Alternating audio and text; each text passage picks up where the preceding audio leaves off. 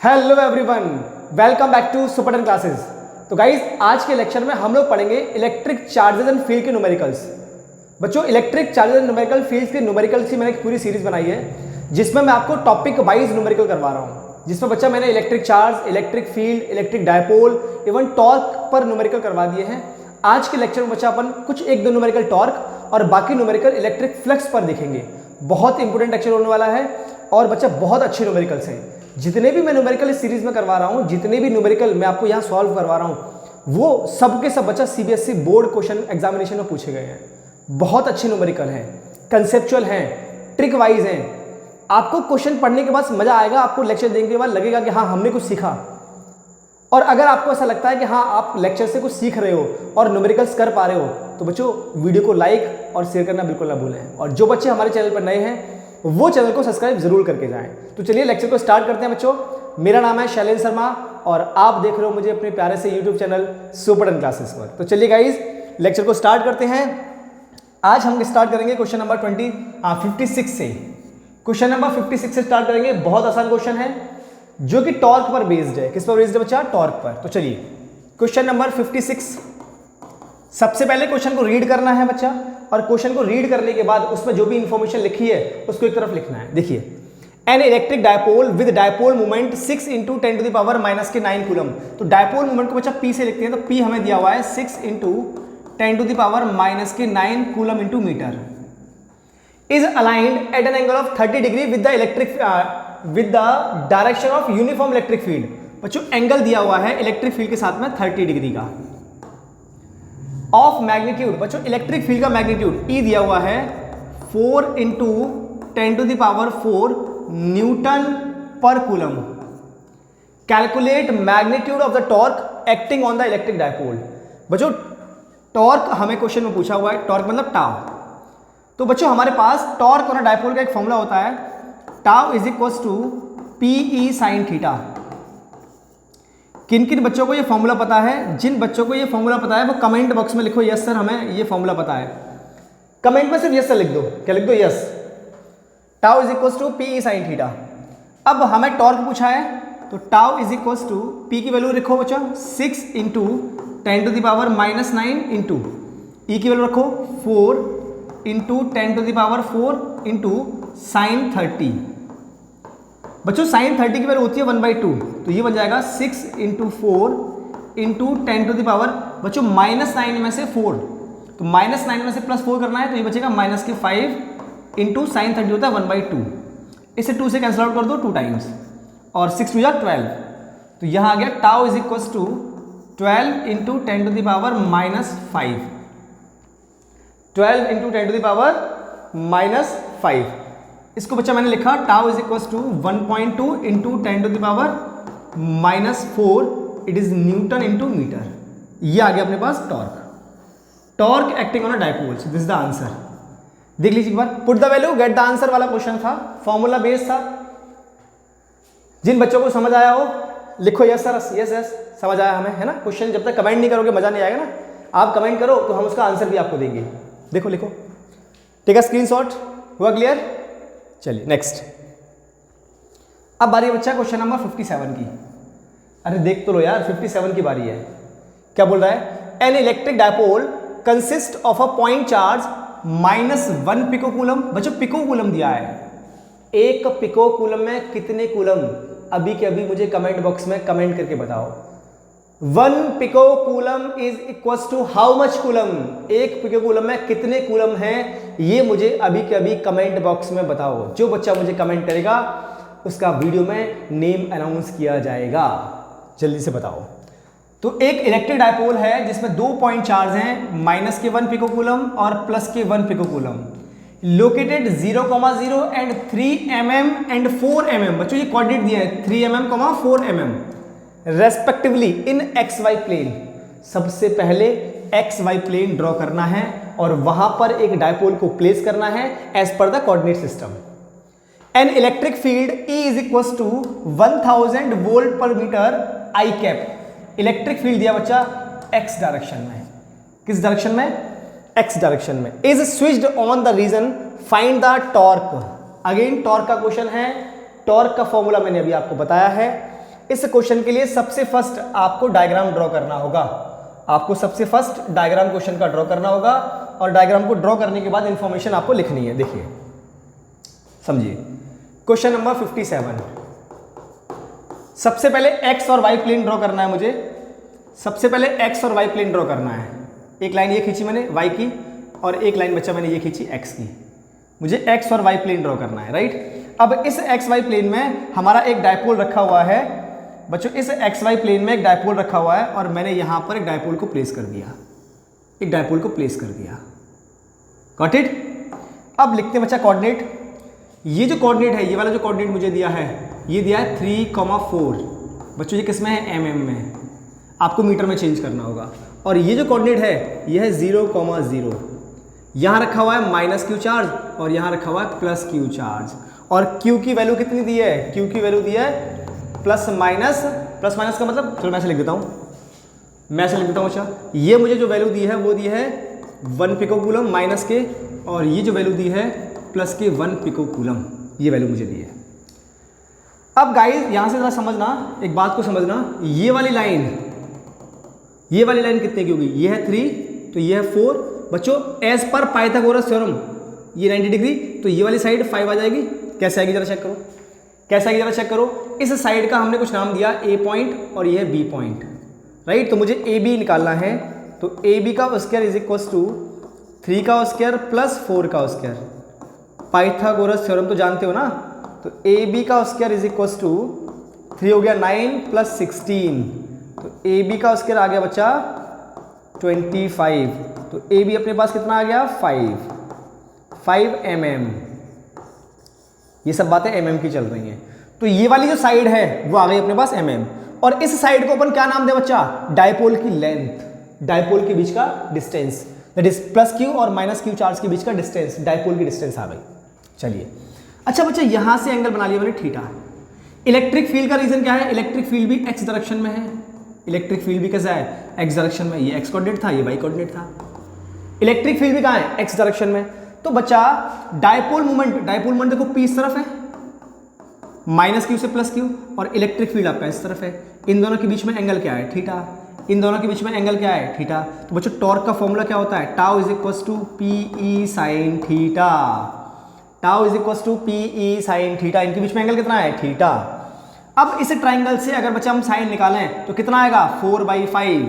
तो tau is equal to P कितना होता है?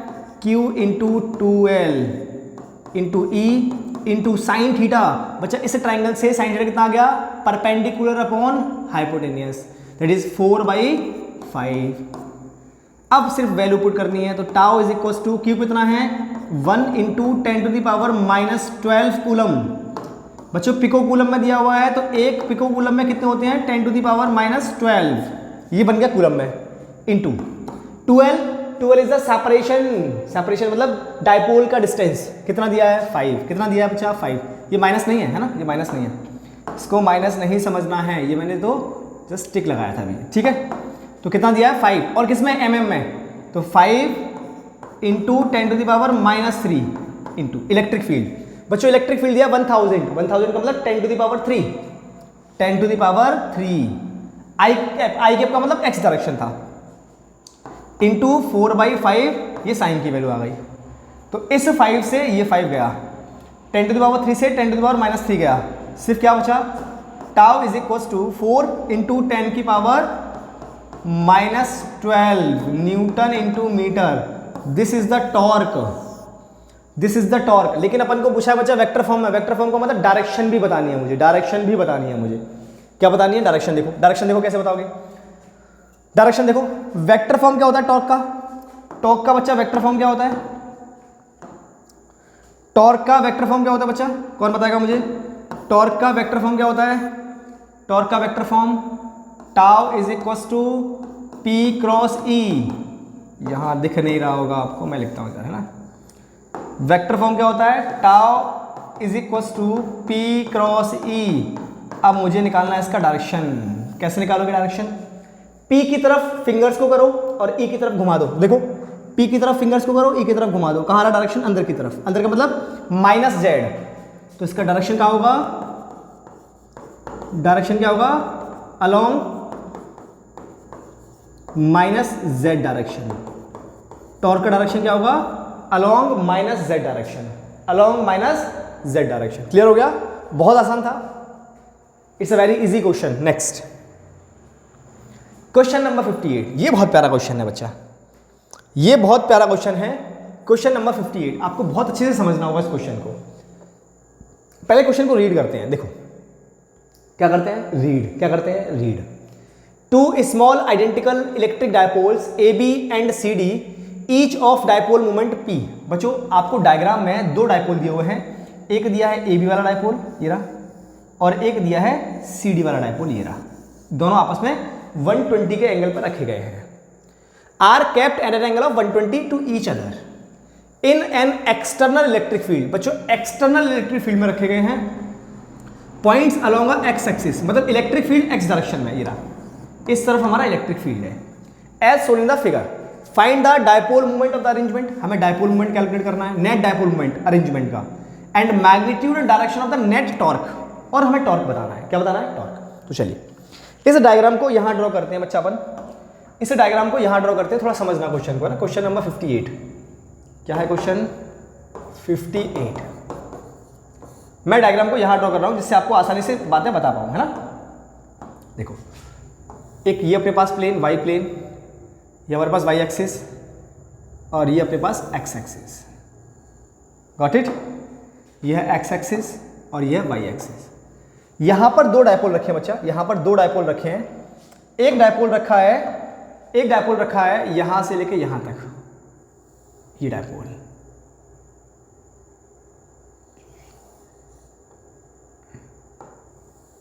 देखो गाइस ये वाइट वाला, और एक डायपोल रखा है ये वाला। यहां पर दो डायपोल हैं और दोनों डायपोल आपस में 120 के एंगल पर हैं। किस पर हैं? 120 के एंगल पर। इन दोनों के बीच में जो एंगल है इट इज 120 डिग्री। ठीक, ये पॉइंट है ए, प्लस क्यू चार्ज रखा है। ये पॉइंट है बी, माइनस क्यू चार्ज रखा है। ये पॉइंट है हमारा सी, प्लस क्यू चार्ज रखा है। ये पॉइंट है डी, माइनस क्यू चार्ज रखा है। इलेक्ट्रिक फील्ड इस डायरेक्शन में है, इलेक्ट्रिक फील्ड एक्स डायरेक्शन में। हमें कैलकुलेट करना है डायपोल मोमेंट। क्या करना है? Dipole moment. तो जरा चेक करना बच्चा, ए बी डायपोल का डायपोल मोमेंट किस डायरेक्शन में होगा? माइनस क्यू से प्लस क्यू, मतलब इस तरफ होगा हमारा डायपोल मोमेंट। इस वाले का जो डायपोल मोमेंट है वो इस तरफ होगा, और सी डी वाले का डायपोल मोमेंट कुछ इस तरह से होगा, पी वेक्टर। मतलब इस डायग्राम को अगर मैंने अलग से ड्रॉ किया तो जरा चेक करो, एक डायपोल मोमेंट ऊपर की तरफ है ए बी वाले का, और एक डायपोल इस तरफ है, सॉरी इस तरफ नहीं, मैं वापस से ड्रॉ करता हूँ इसको, अगेन वापस से ड्रॉ करते हैं। देखो एक डायपोल है ऊपर की तरफ पी वेक्टर, और एक डायपोल है इससे 120 के एंगल पर इस तरफ, ये पी वेक्टर। और इन दोनों के बीच में एंगल कितना है? 120 डिग्री। मुझे नेट निकालना है तो बच्चा इनका जो पी नेट होगा वो किसी भी एक डायपोल से 60 के एंगल पर होगा, राइट। यहां से नेट क्या हो जाएगा? ये वाला, ये आ जाएगा इनका पी नेट, ये हो जाएगा इनका पी नेट। इस डायग्राम को मैंने यहां ड्रॉ कर दिया। अब मुझे निकालना है पी नेट। तो पी नेट निकालना है, इसका मैग्नीट्यूड क्या होगा? P1 square that is P square plus P2 square plus 2P1 P2 into cos theta. कितना कॉस इनके बीच में? 120 डिग्री। हम पहले ए पॉइंट की बात कर रहे हैं डायपोल मोमेंट की, राइट। सो बच्चों पी नेट कितना आ जाएगा? P net is equal to P और कितना हो जाएगा? P square plus P square, ये हो जाएगा बच्चा प्लस के 2P स्क्वायर इंटू माइनस के 1/2 होता है cos 120, तो ये 2 से 2 कैंसिल आउट हो गया, तो ये हो गया रूट में P square plus P square minus के P स्क्वायर, इससे ये भी कैंसिल आउट हो गया। तो जो P नेट आ गया अपने पास वो आ गया P के बराबर। किसके इक्वल आ गया? P के इक्वल। तो net dipole moment of the arrangement कितना आ गया? Only P। ओनली कितना आ गया? P। अब बात करते हैं इसके बी वाले पॉइंट की। इसके बी वाले पॉइंट की बात क्लियर हो गई? अच्छा, अब ये जरा चेक करना, ये जो नेट डायपोल मोमेंट हमने बनाया है, बच्चा एक्स एक्सिस से किस एंगल पर होगा? ये एक्स एक्सिस से, एक्स एक्सिस से किस एंगल पर होगा? बच्चा ये यहां से लेके ये कंप्लीट 60 है, कितना है 60, कितना है 60, तो ये एंगल कितना होगा? It is 30। बात क्लियर है क्यों 30 होगा? 30 बात समझ में आ रही क्यों होगा? क्योंकि ये 90 है, ये कितना है 90, ये कितना है 90, तो ये 30 होगा और ये भी 30 होगा, तब ये 60 है। ठीक, चलो अब निकालना है मुझे टॉर्क। तो tau is equal to PE sine 30, tau is equal to PE sine 30, तो tau is equal to net P कितना आ गया? पी इंटू ई इंटू 1/2, तो टाउ इज इक्वल टू आ गया 1/2 पीई, ये आ गया हमारे पास नेट टॉर्क, ये आ गया बच्चा torque. Tau is equal to 1/2 PE. बहुत आसान क्वेश्चन था, it's a very easy question. Take a screenshot, take a screenshot guys. हो गया क्लियर? बढ़ा आगे, क्लियर हुआ? चलिए next, next question number 64। Next बच्चा क्वेश्चन नंबर 64, अच्छा क्वेश्चन है। अब हम लोग पहुंच चुके हैं बच्चा क्वेश्चन इलेक्ट्रिक फ्लक्स के क्वेश्चनों पर। कहां गए हम लोग? Electric flux. तो इलेक्ट्रिक फ्लक्स का जिन बच्चों को फॉर्मूला पता है मुझे कमेंट में लिखें, यस सर हमें पता है क्या क्या फॉर्मूला है इलेक्ट्रिक फ्लक्स के, जल्दी से बताओ मुझे। क्वेश्चन नंबर 64 की बातें कर रहे हैं अपन। क्वेश्चन नंबर 64 देखिए, a plane surface in shape of square of side 1 centimetre is placed in electric field E. बच्चों पहले तो हमें एक प्लेन सरफेस दिया है और वो भी स्क्वायर के फॉर्म में, जिसकी साइड कितनी है 1, तो बच्चों एरिया कितना हो जाएगा? एरिया हो जाएगा 1 into 1 is equal to 1 centimetre square, मतलब 1 इंटू 10⁻⁻⁴ मीटर स्क्वायर, ये तो आ गया area. Is placed in the electric field, हमें इलेक्ट्रिक फील्ड गिवन है, E vector is equal to 100 newton per coulomb, it is in I cap, it is in I cap, 100 newton per coulomb, it is in I cap. ठीक, that the unit vector normal to the surface is given by.